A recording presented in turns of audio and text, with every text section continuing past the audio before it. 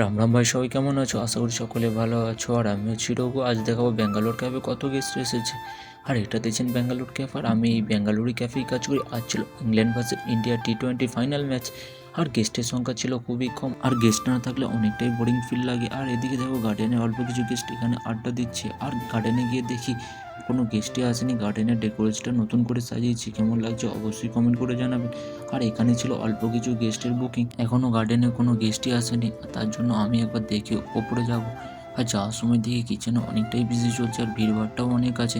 তাই সেই খাবারগুলো শেফরা রেডি করছে। আর তখন দেখি গার্ডেনের যে বুকগুলো ছিল তাদের এসেছে স্যুপ। আর এই স্যুপ দেওয়ার পরে তখন মোবাইলে খেলা চলছিল, আর সেই খেলাটা দেখছিলাম ইন্ডিয়া ভার্সেস ইংল্যান্ডের।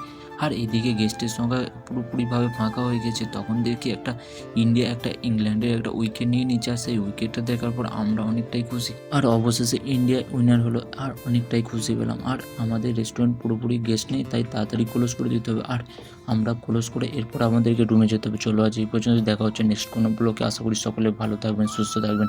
Thank you.